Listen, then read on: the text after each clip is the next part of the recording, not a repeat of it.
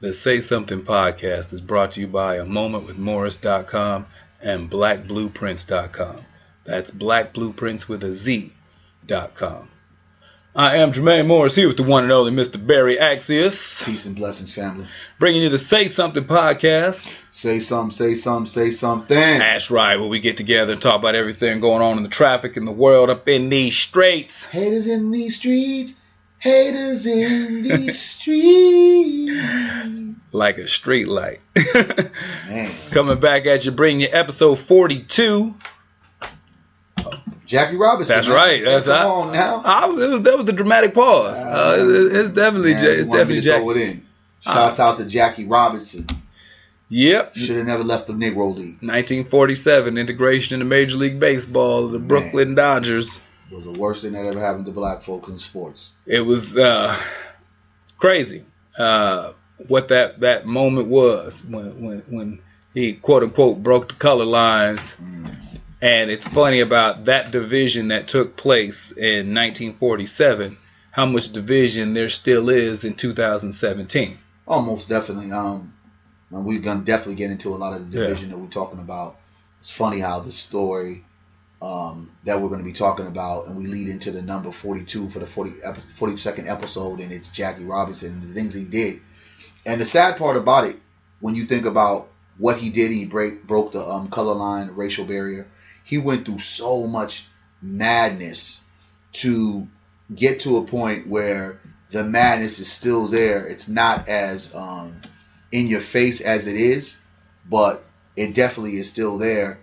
And in that dramatic shift and change, how him feeling like, wow, I'm going to do something good for my people to give us opportunity, really kind of closed the door for us gaining ownership and kind of keeping our own league going, which was the Negro League at that particular time, where we had some stellar athletes, and how relevant that would probably be now if, let's say, the Negro League was continued on and continued moving, and how it would be such a force to go against Major League Baseball. That would be interesting to see right now. Yeah, if you're not familiar with the Negro League, it was the all-black league, which rivaled Major League Baseball because of segregation. Black players couldn't play in the major leagues, so we started our own league. And it wasn't like it was just this, bootleg little sideshow. It was an established league. They had, tours for the teams. They had trading cards. Like it was established and it was profitable. But after integration into Major League Baseball, those teams dissolved. The league was dissolved, and then what black players could came over, and that was kind of the end. There wasn't anything even remotely similar to that except for the ABA when it pertained to professional basketball. But once that consolidation went through, that was it. But looking at what Jackie Robinson went through in 47, where he was met with boos and stuff thrown at him, called the N-word like it was his last name, all that stuff, you think of, oh, that's a long time ago. Like that sort of stuff doesn't happen anymore. Those are the old days. That's an old way of thinking. And just this past week at a Los Angeles Laker game, you had two black folks who they weren't black. I don't think they were. I think they were brown. They were brown. We'll call them brown. For the sake of for the sake of the person who did it to him, they saw them as derogatory people of color. As the comments that were yelled at them, two ladies addressed these two white girls. Yeah, addressed these two folks, Becky and Sally, who didn't stand for the national anthem at a Laker game and came and threw their drinks on them and called them different names out the book about disrespecting the flag. And the offside of that is that those two individuals were asked to leave to avoid being arrested. Like there was nothing done to them. They came up, filmed it, threw drinks on these patrons who were just sitting there, not acknowledging the flag like they wanted them to.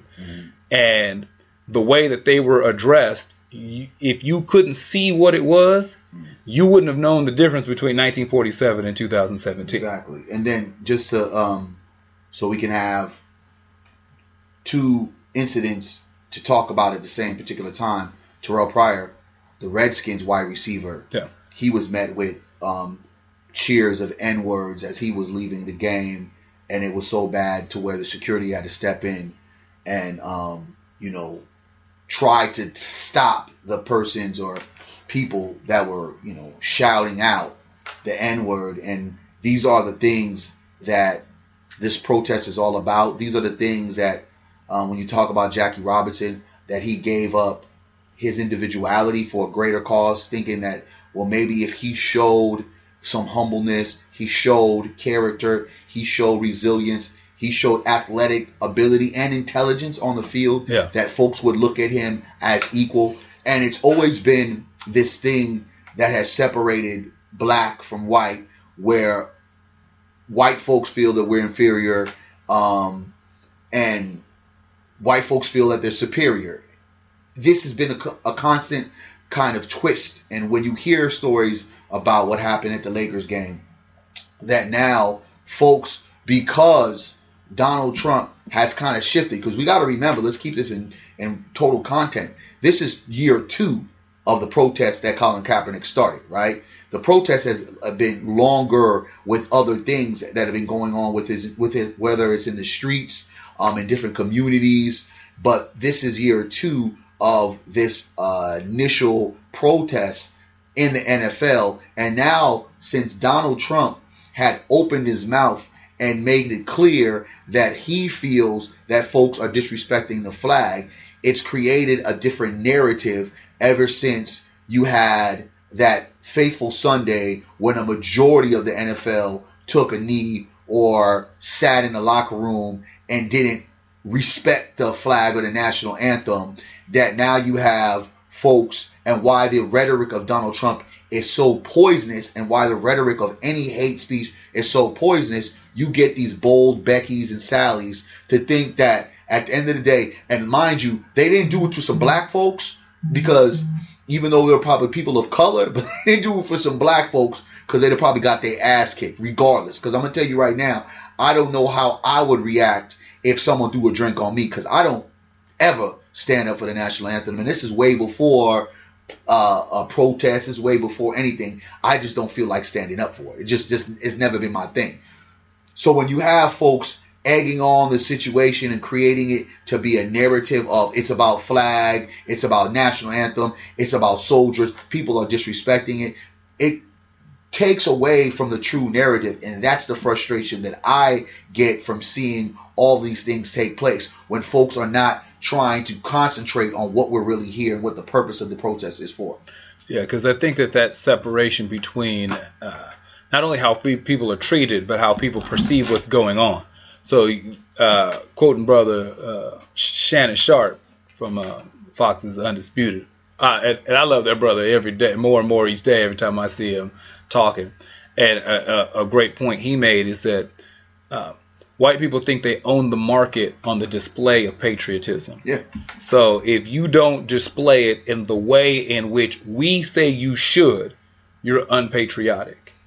And what you're finding is that the protest, which was originally addressing the mistreatment or the discrepancy amongst treatment between black and brown people in America versus white Americans, that's when it was used as a bench, the jump off to the protest during the anthem.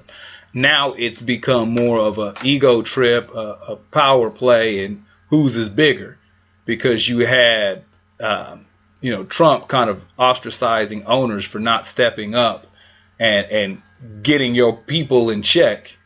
And so the backlash was you had owners like Jerry Jones of the Dallas Cowboys kind of giving the finger to him, because these are all the same. These all boys. Yeah. Before he was President Trump, these all the Billionaire Boys Club. They all know each other very well. Yeah, sure. And they didn't take lightly to it. So they let a lot of players exercise different forms of protest, kind of in response to Trump telling them how to handle their business. But since then, the pendulum has swung back the other way. Like, okay, we gonna show you that you ain't gonna tell us what to do. Yeah, like we knew. But now it's time to get these people in line, because I'm not gonna have them get in the line this week because you told me to. Yeah. I'm gonna show you that I can do what I want with my team. Now I'm gonna get them in line because I told them to. Yeah. And the very same owner, Jerry Jones, who sat out there and took the knee before the national anthem with his entire team, the Dallas Cowboys, then turned around and came out and said any player who kneels during who disrespects the flag during this national anthem. If you take a knee, you're not playing this week.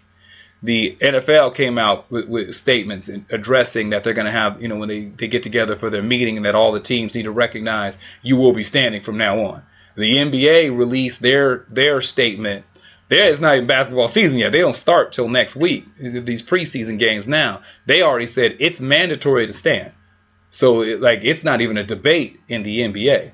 So they said it's part of your paperwork that you will stand along the lines of the foul line or the sideline. It's in the paper, the black and white of the NBA, while the national anthem is playing. So they're clamping down now. Our constitutional right, our freedom of speech, our First Amendment rights, to assemble, freedom of religion, freedom of speech, and the fact that we are freely open to protest when we see there are things that may not be happening to us directly, but indirectly affects us. And when you see that the violations of people's constitutional rights being displayed right before our eyes, but being made up as something else, it really disturbs me, because then I turn around and we have been watching a series of right-wing hate speeches, whether they're going down in Berkeley or happening in Charlottesville, or they're not happening in places like Sacramento. The attempts are there, and the platforms that they have are there. You never hear anyone, especially white America, denouncing this kind of behavior.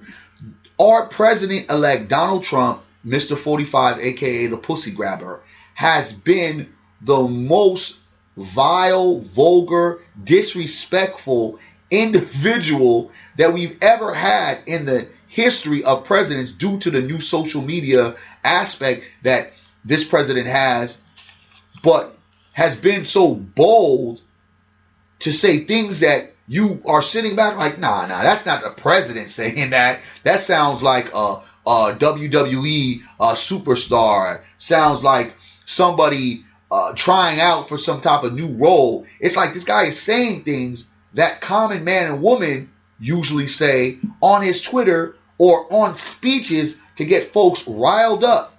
And yet no one ever denounces the behavior enough to where it's like, this guy got to go, because what he's doing is what he's creating is a very volatile situation here in America. Though some people may say certain things, we don't really clamp down on him. But these black men and women and other folks that are jumping on the bandwagon, that are doing these silent protests, that are a part of their constitutional rights, are now being told by these owners, as I say, slave owners, that's disrespecting our flag. We can't have that, when it's never been about the fucking flag. And let's take that a step further, because like I said, there's been no denouncing of because the group they reconvened in Charlottesville, the same town that had all that craziness about a month ago. They just got back together, tiki torches and all, and had another little get together. All these different groups that are popping up, the domestic terrorist that was in Las Vegas and that shooting, call it what it is. All these domestic. What you saying, the white terrorists? Yeah, the terrorists across the board. So here's the reaction. So instead of clamping down on these groups that are coming together, these protests, these KKK rallies, and everything that's going on, this past week the FBI has made their shift of who their target is. The FBI has cited black extremists as the new domestic terrorists to address. So if you are considered a BIE, which is a black identity extremist, meaning if you are here, Black Lives Matter is an example of a black identity extremist. Meaning if you address anything where you identify yourself as black, if you're saying that this is for black lives, this is for black empowerment, this is for black power, this is for black survival, this is just for fighting for black existence, you fall into the category of a black identity extremist, and that is shifted to domestic terrorist number one. That is the FBI's new classification and the new campaign of who they're going after. So is this now official? Yes. Because white extremists... Now, hold on a second. Because, not to cut you off, because I know that there's been reports, and they've tried to get some information from the FBI, right? Yeah. But they haven't really come out and said it.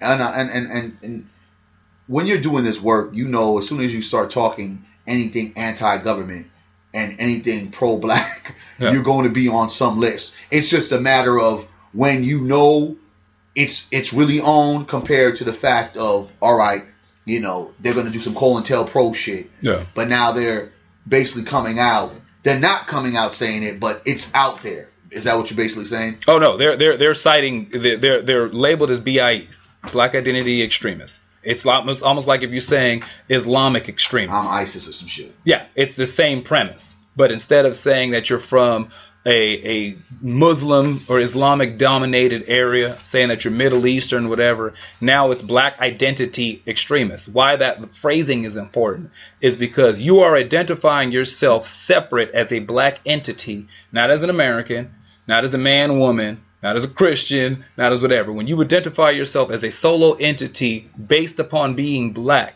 that falls under the category of a BIE. So now that's considered, because the correlation is white extremists are problems. Black extremists are violent, because they're saying that the basis for Black Identity Extremists is cop killers.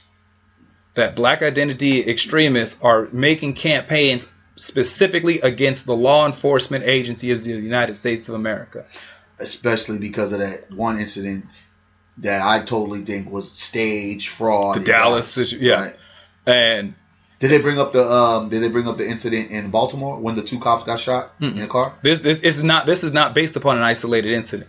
This is because what's associated with the rhetoric is because, much like the Kaepernick protest, is that this is all designed around law enforcement, the treatment of law enforcement, the behavior of law enforcement. So these Black Identity Extremists are targeting law enforcement. So the threat is that black groups are sprouting up across the nation with, in their manifesto, in their mission statement, an anti-police agenda.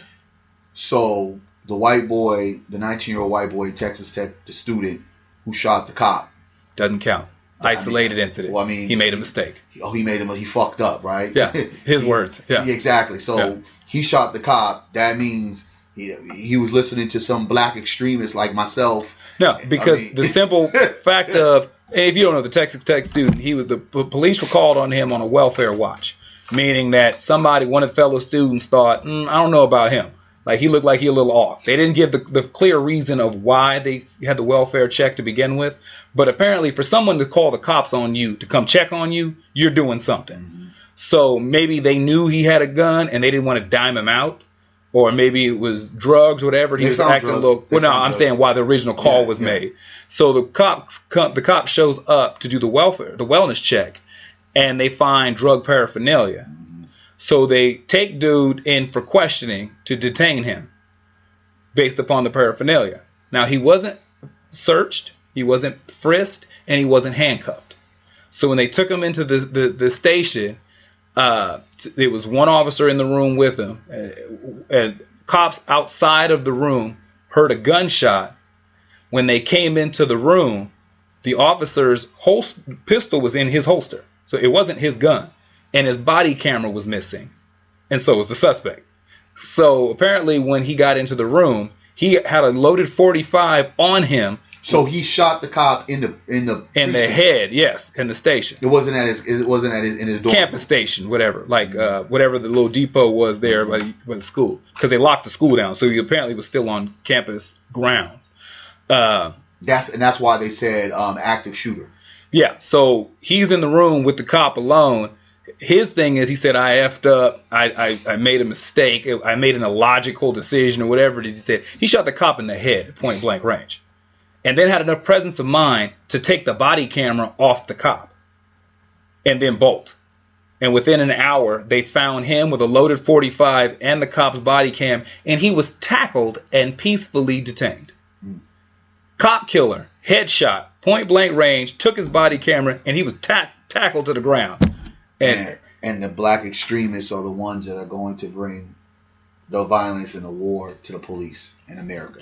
Yeah, this is the same in this discrepancy, because a lot of people have the misconception of the first thing they look at is well, let's look at the number of white people who were shot by police officers and the number of black people who were shot by police officers. It's not strictly the numbers. It's not necessarily specifically how many people are shot. It's the overall treatment and the protocol when addressing each individual person. Because if you have a white 19-year-old with drug paraphernalia who was called in because apparently something was up, if the student was black, there's no way he's not getting frisked, and there's no way he's not getting cuffed. Okay, so those are the discrepancies in treatment, because you had the brother in Utah who was gunned down while running away from police officers. They was at the point to where the DA asked the FBI to investigate the justification of the shooting, and it came to find out that the 50-year-old black man was shot because he had a knife on him. He was stopped for riding a bike without a light on. So the cops got him for that initially. And when they went to do a check, he had warrants. He was aware he had warrants. So he was like, man, there's videotape of it. He's like, man, and he just bolts. So as they had 3 different cops' body cams, he was trying to run. They're saying that he said, I'll stab you. The cop's response was, I'll effing shoot you. And when he turned, they're saying that he had a knife in his hand and he pivoted to lunge at the cop. So the cop was justified in shooting him 3 times. That whole protocol difference, that video came out the same week that there was another Caucasian citizen who was seen fighting with the police officer. Isn't this happen like in Stockton? Yeah, something like that. Where it's all over the internet. Where this cop he was wild. Wouldn't stay laying down, bucked up, charged the officer. All this, no even reach for the pistol happened. These discrepancies. Actually, the cop ran from the guy. Yeah. These discrepancies are partially what this protest about is also. Like, it's not just who gets shot in the ratio. It's the whole protocol and behavior.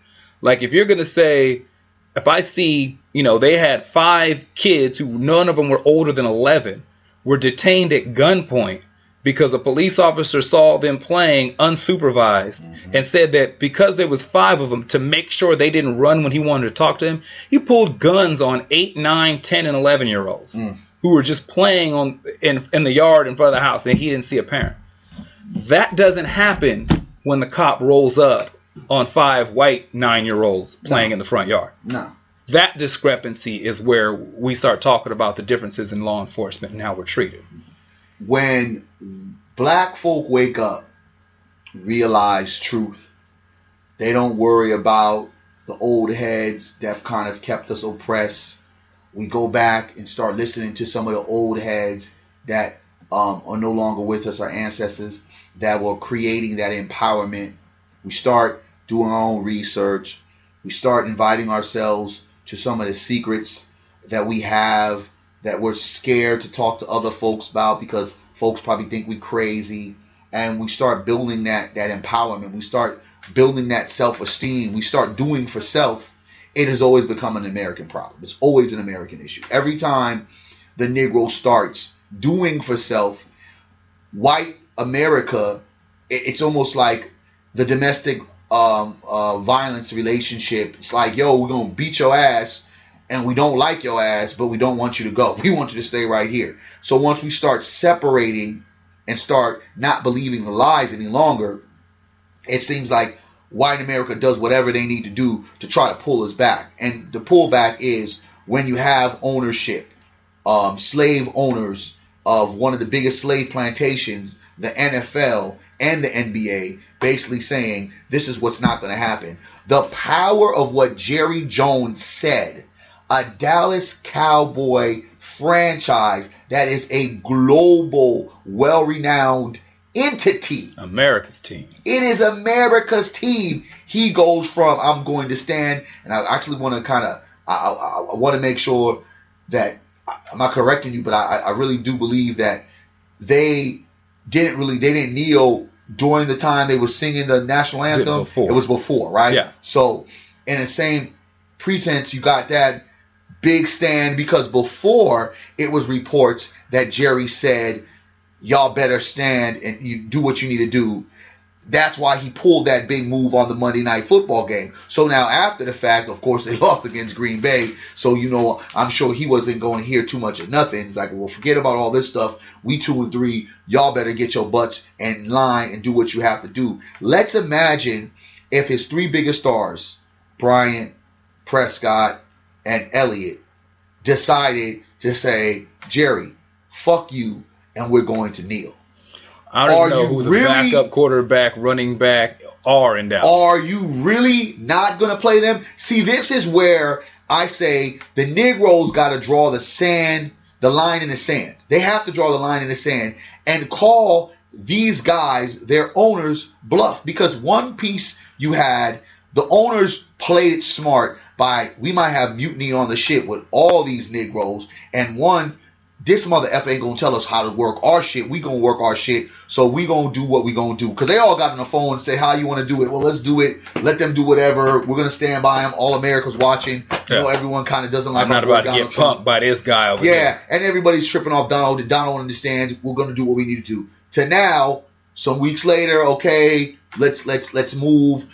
The emails are going crazy. The Twitter's going crazy because there's a lot of people that are vocally upset about what they did. You have one side, there are folks that are applauding, but then that other side, folks are losing it. And white folks are great at complaining.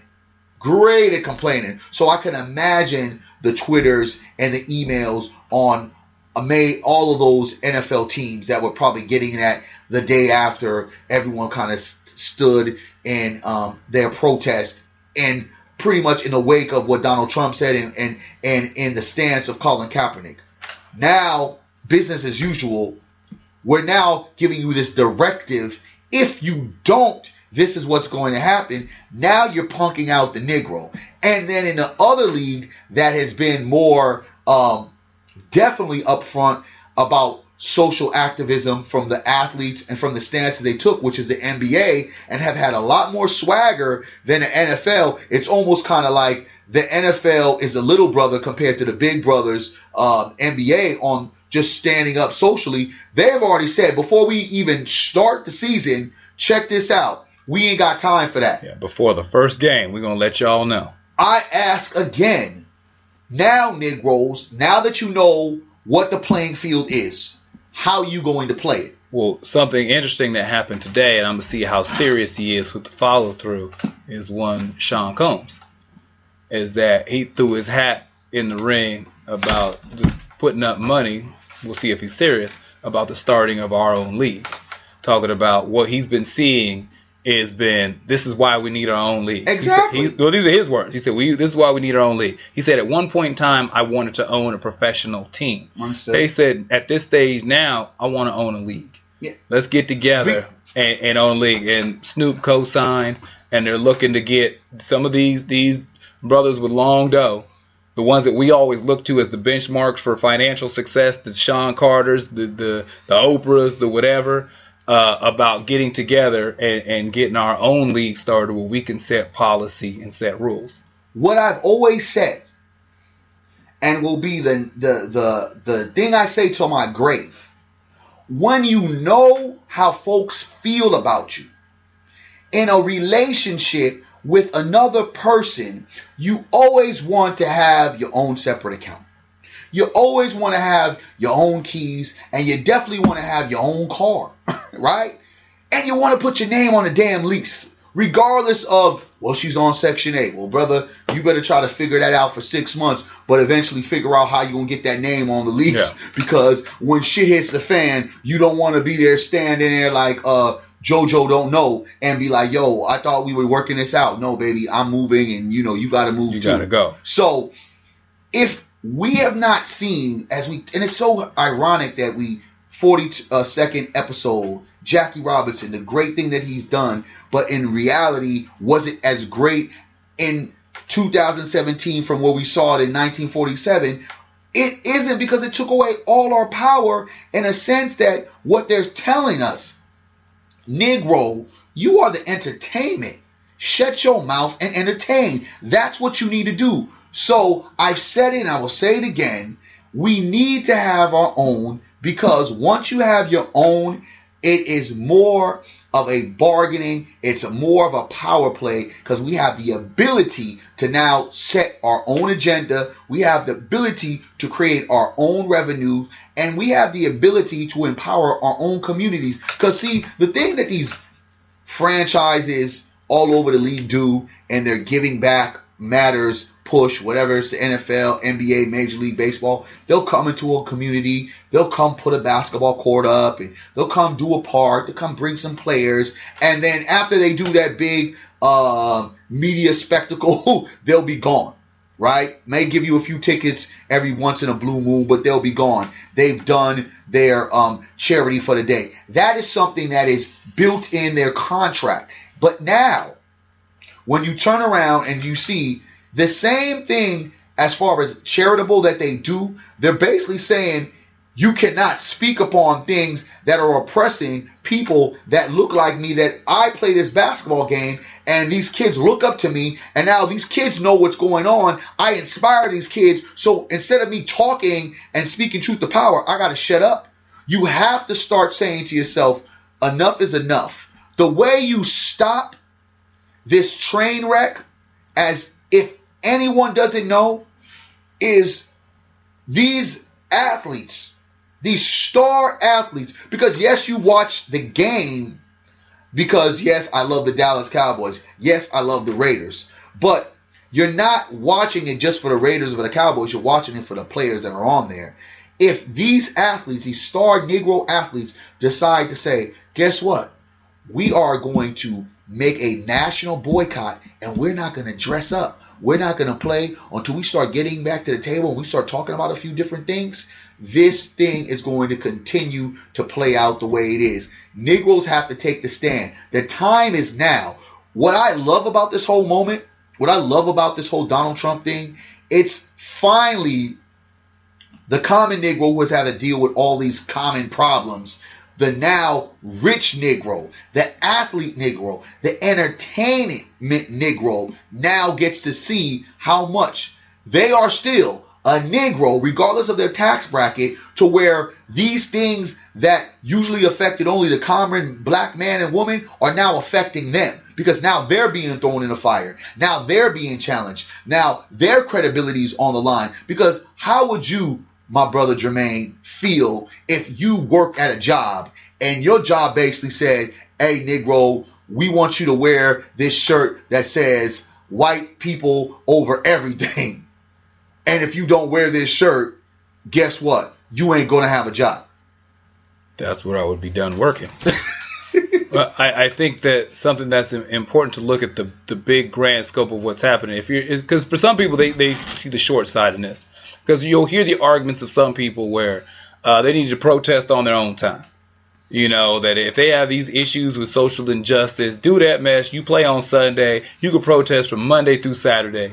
But when you show up to work on Sunday, that's when you need to leave your politics at home. Like, that's where that we ain't here for that. You know, we ain't trying to listen to all that. Well, if you got to be aware of what's happening across the board, you have the NFL that's telling people if you kneel, if you take a stand, you're benched. You have the breaking their constitutional right, but go ahead. Well, no, that's not, because you have a right to protest any way, shape, form you want. That's your First Amendment right.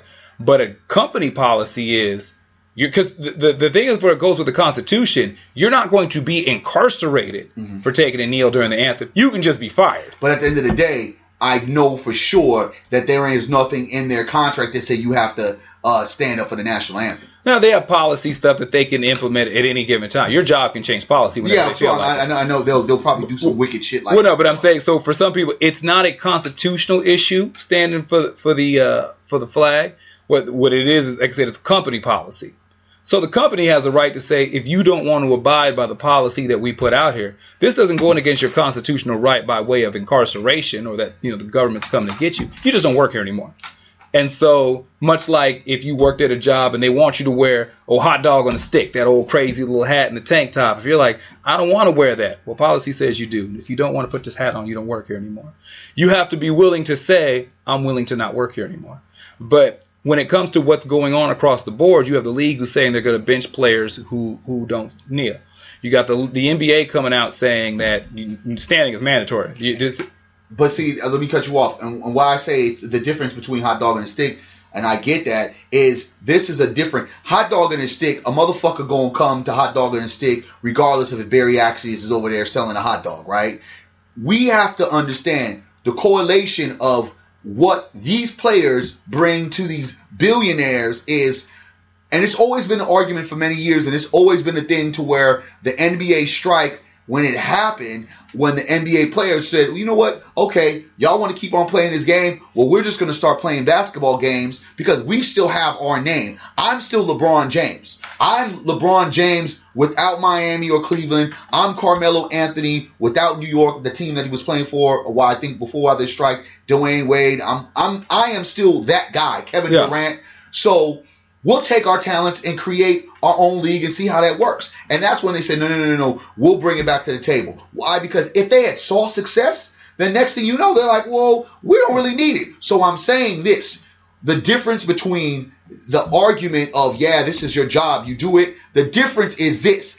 We help you bring revenue. Yes, it's a Cowboy star. Yes, it's a Patriots logo. But I am Des Bryant, I am Ezekiel Elliott.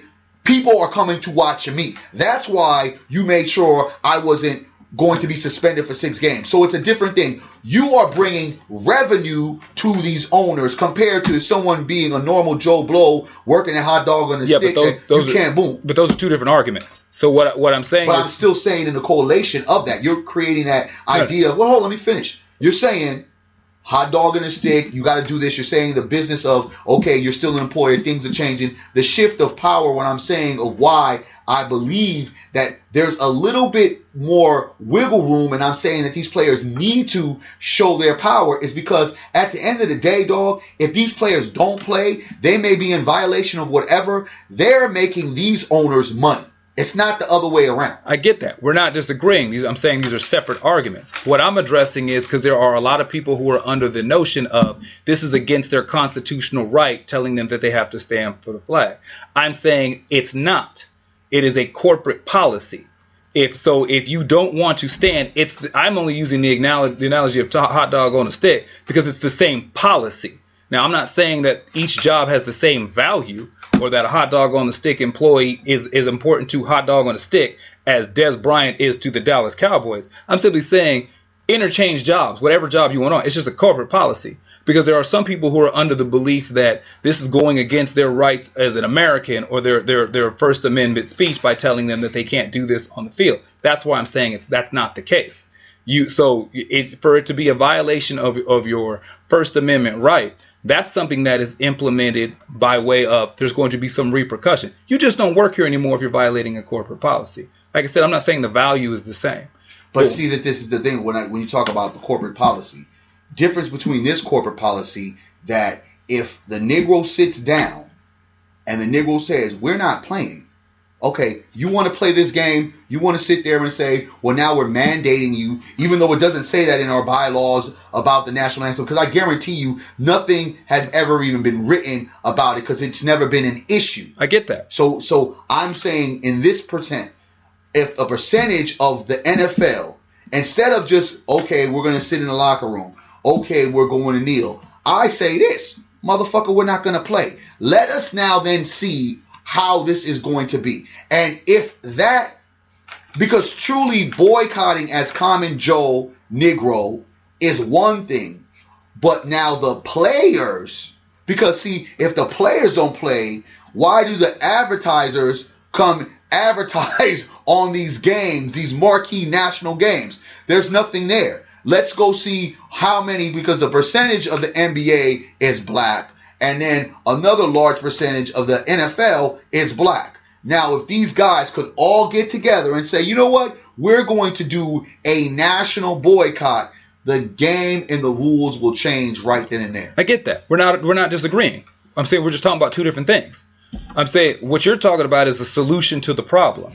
Oh yeah. But what I'm addressing is there. No, I get that piece. I understand what you're saying. Well, no, I dig what you're saying. I get that, but that was the beginning. I didn't get to the point. That's what I'm saying. So I'm saying what you're seeing is this movement where it comes to telling that the NBA players that they're not to protest in the anthem, and then telling the NBA that it is within your policy that you will, as you take the court, that you will have to stand for it. The overall campaign across the board is silencing the individual. You had Cam Newton, who came out 2 weeks ago, who cited saying that how he backed Colin Kaepernick, and the very first time he got himself into trouble, the repercussions that came with people who were waiting for him to trip up. You had Jameel Hill, who was already addressed about a month back about her comments towards the president. As soon as she made a lightweight comment on Twitter, she was suspended for 2 weeks. The campaign that is in place is that we are going to blanket across the board, shut all this down. That it's not about we're looking to let's get this over here, let's get that over there. We are going to make a blanket statement that we are not tolerating any type of black voice or rise up on any of these subjects, on any of these platforms. And that's why you have the FBI coming with this black that's what my point was. That's what I'm saying. I get that. I feel I'm it. Talking for the folks yeah, sometimes I think they can figure it out by the stretches. But the bottom line is, this has become the problem, and I'm going to go right back to what you say that, yeah, I hear what you're saying. I'm going to go back to it. If we don't realize right now, at this stage of the game, now, finally, I am so excited because what we have is the Negro elite are being affected. The Negro elite are being challenged. The Negro elite are being called boy. The Negro elite is being called bitches. The Negro elite is being called the N-word right in their face. Right in their face. The words probably ain't coming out, but that's what's being said. And now it is time for the Negro to show the elevation of power that they have and sacrifice like Colin Kaepernick did. Because at the end of the day, guess what? Y'all can have your damn stadium. Y'all can have your damn jersey. We are a part of making this what it is. We are feeling disrespected on all levels. You are now creating this uneasy atmosphere for us. I got to walk and be at home and look at my wife, my kids, and they looking at me crazy. I look at my friends and they asking me like, what's up? You gonna let this owner punk you so y'all can stand up for money, but y'all can't stand up for people's civil rights and justice and equality in America for black folks? And you're going to allow some redneck owner like Jerry Jones, who gives up opportunity to a guy like Greg Hardy, who we know beat the shit out of his woman, and he gets a second chance at life, maybe even a third chance, and you gonna sit there and not do the right thing and punk him and play his game and say, okay, you want to play that game? So guess what, motherfucker? Go get Tony Romo out of retirement, because guess what? As a black quarterback, as a black man, it means more to me to sit and kneel, and I'm going to tell you, bench me. Let's see how that works. Well, I think the important question is that who's going to do it? Because they've been interviewing players over the past week, and you just had one. The brother's name escapes me. They're asking him about the new policy about making sure that you stand during the anthem, and he said it didn't make me never mind, because I wasn't going to do nothing about it anyway. Meaning what? He wasn't planning on kneeling.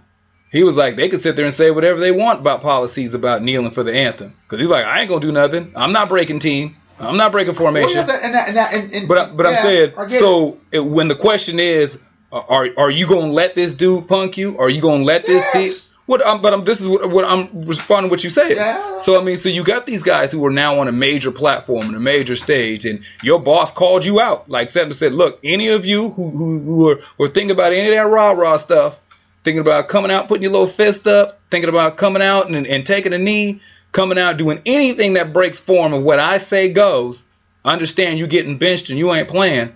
I would be interested to see who is actually about that life. It has to. Go ahead. And who's willing to come out and say, you know what? I'm a premier player. He may bench me for a game or two. Ultimately, if it gets to the point where we're at impasse, I'm going to be traded or waived before the trade deadline. So if it's that big of a deal to where this is what he is on this team, and then I'll try my luck somewhere else. But I'm willing to put myself out there and end up in Cleveland or end up wherever and have this whole dynamic change of my career and my market value decrease because of this incident, because I'm willing to do that because I believe in what I'm talking about. I would be interested to see how many of these 24, 25, 26, 27-year-olds are willing to stand up and do that. I think collectively, bro, bottom line, if the Negro don't seize the opportunity now, bro, it after a while, you just got to look at this thing and just say, you know what, man, we got to really make a big splash. And I told you, and I've said it again, people think I'm crazy, and I'm going to keep on reiterating it. When the Negroes had the opportunity to set the bar with Donald Sterling, we missed that opportunity, right? Now here is another opportunity. Let's say we know whoever you was talking about, because evidently you don't remember him, so he probably wasn't a star player. Johnny Joe Blow on his way out or just trying to keep his spot on the team. It ain't going to be effective compared to key Negroes. Even a guy like Marshawn Lynch, he's still kind of on the twilight of his career, right? We're talking about players like a Julio Jones, players like an AJ Green, players like Prescott. We're talking about players that mean so much for the team to sit down. Those star athletes, those star players, to sit there and say, collectively to do that. Now, we need more players to get on board for sure. But if you got those stars taking that step first, that will set precedents to what is going to happen. It will, but I would be interested to see who does it, because judging by the climate of players now, none of the players you just mentioned are dudes who are at the forefront for this right now. So that's why I would say. I mean, and I understand that, and that's the break of why we have been in the position that we're in. Yeah. The coldest thing about it, what's that documentary of the brother that got killed or killed himself? Rikers Island? Killed himself. I'm not sure. He got arrested at 16 years old. For nothing? Yeah. Browder? Was it Browder? I hate that. I hate to do that. Something like that. I hate to not disrespect. I don't get his name. When I was watching it, I finally got to tune into the story. I watched a little bit, but I never got it. And watching those shows and those documentaries, your heart goes out because you want a better ending, but you know the end result, right? Yeah. Especially when the brother gets out, you're like, oh man, he got out, but he eventually took his life because the shit was hectic. And watching the whole thing, I went from start to finish, made sure I went in from 1 to 6, was a 6-part series. And I wasn't going like how I was before. I'll see this a little bit, but miss this part. I said, man, I'm going to sit here. It was on Netflix. I watched the whole thing. The one thing that took me away from the whole experience, that there were three folks of color, 3 folks of power positions that could have helped this brother out. Yeah. And they never did. You get what I'm talking about? Yeah. Whether it was the brother that was over Rikers, whether it was the sister that was over the case, whether it was the brother that was over the case before the sister, they saw the trail, they saw the injustice, but they never did anything. And that has always been one of the key mistakes that we've had in Black America when we've held power positions. When Negroes always say, we just need to get in places of power in the government to make changes. Well, we've had those. We've had those individuals. And what changes have they made? Because just like you stated, they're in the game and they're afraid to step across that line because they're like, it's cool over here. Yeah. So you're right. These individuals got to look at themselves in a mirror and ask themselves, how much am I willing to take? But if they could look at it in a plain lens, like I'm saying, the only way you obtain power is if you take power. And the only way you can do that is by, in unison, just like everybody was kneeling, sit there and say, we are not playing because you owners are not going to force our hands to do something that we don't feel is right. And we should have the right to do what we feel. And at the same particular time, and I look at that, I say, you Negroes are quick to sit out a whole game together, white and black, when you're having these player disputes about contracts. Yeah. This right here. They'll do it for money. Yeah, this right here it speaks volumes, because had Jackie Robinson known what he sees now as he looks above and sees what's going on, I guarantee you he'd have probably thought twice about crossing the lines if he knew certain things would remain the same. Okay, something else I think another angle looking at this is that, first off, the maturity rate of a 25-year-old now is not what it was 20 years ago, and damn sure what it wasn't 40 years ago. Not at all. 25-year-olds now are typically 15-year-olds that can drink. You know, if you're a 25-year-old now, and why I preface this is because of the Kobe Bryant comment about when Kobe was asked this past week if he was still playing, would he kneel for the anthem? And Kobe said if he was still playing, that he would kneel. Now, a 39-year-old Kobe Bryant probably would, but a 24-year-old Kobe Bryant wouldn't. So what is the degree to put in there of these guys 10 years from now may be in a position to where they've got the maturity and recognize the gravity of the situation for what it is. At 35, 36, 37, they see the big picture and see the true value of what taking a stand would mean across the board. Versus some of these dudes are 24, 25. It's the first time they've seen any kind of money, and that all they see is 2 feet in front of them. That I finally got a chance to play. I finally got a chance to get a check. I could finally get my mama out this 1-bedroom apartment. I could finally do something for grandma and my sister.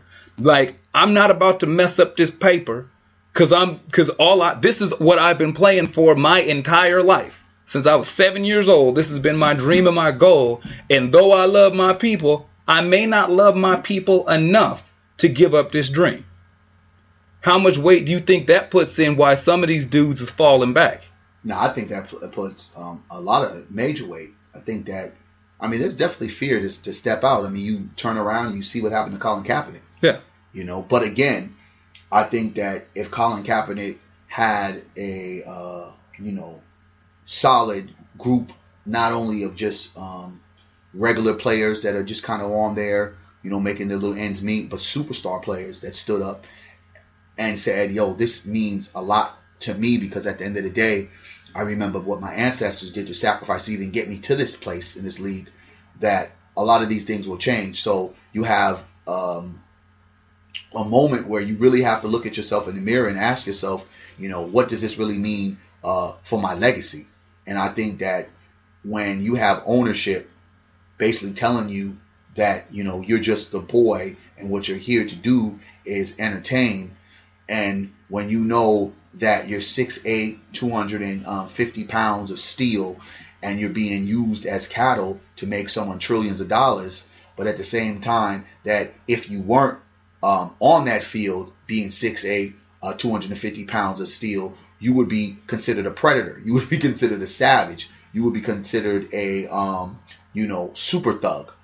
So in that sense, the shield that you have, because you have this athletic ability, God-given talent, you still have to understand the framework that you still are a black man, a black woman in America. And now, more than ever, these issues that, again, the common black folk have dealt with for so long has now fallen into your laps, where it was safe to say the star athletes of sports weren't connected. And I think that our good friend Jason Whitlock used to say or said about LeBron, his racism is different than, you or I racism. Yeah. It's like he can get over it. No, this stuff is all centered to be the same thing when it all comes down to, because like Jay-Z said, you're still an N regardless of your zeros in your account, regardless of being an athlete, regardless of being an artist, where you're the high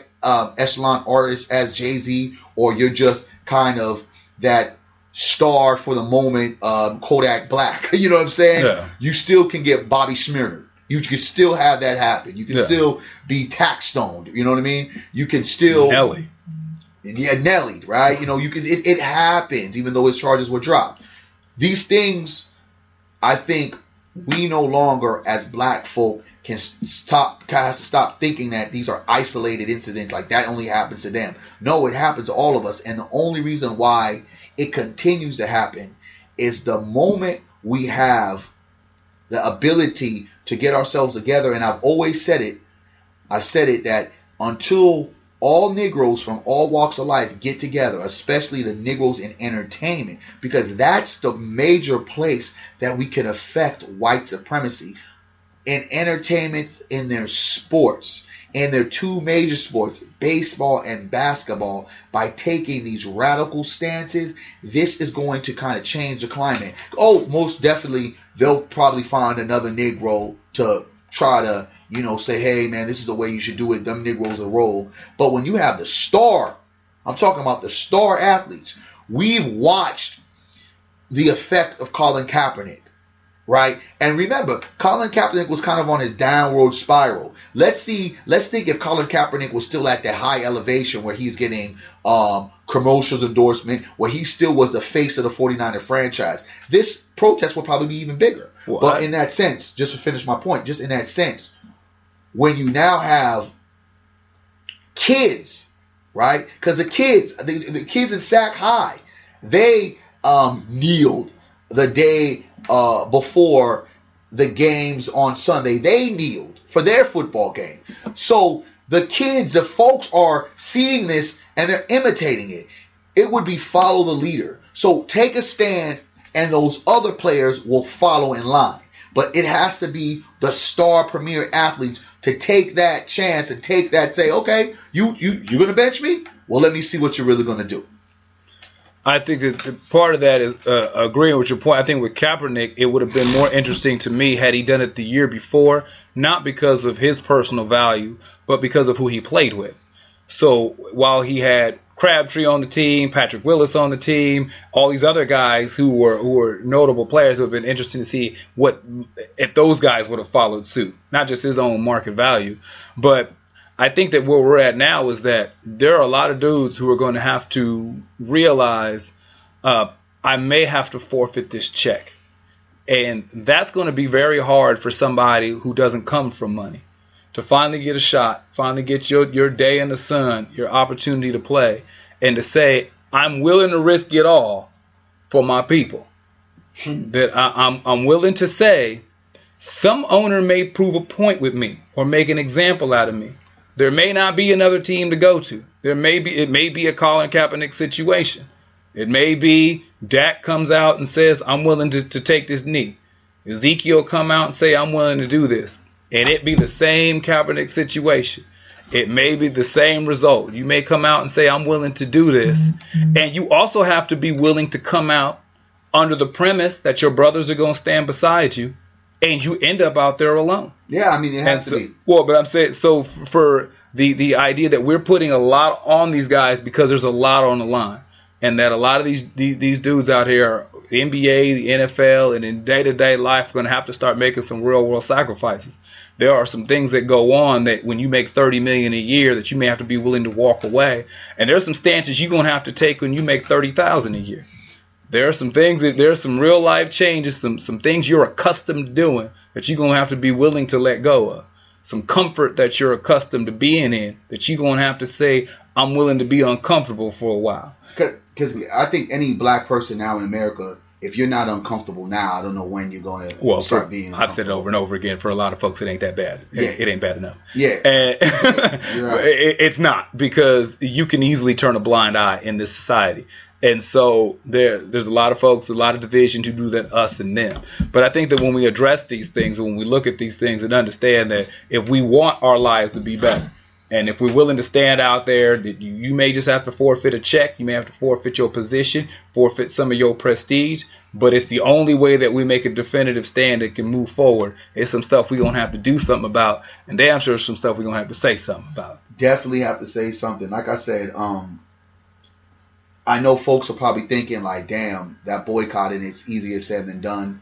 It can be done. I believe it should be done. And just the way you got to get respect in this world, in this American capitalist society that we live in, they only understand the dollars. And once you start interfering with their dollars, and that's what a lot of these owners are seeing, that some of the money is being played with a little bit, I think that you really have to put a chokehold on this thing and say, you know what, man, check this out. You ain't going to play me like no punk. Yeah, a lot of times they say that a lot of people think that the standard of your character and who you are is what you say yes to, but more often than not, it's what you say no to.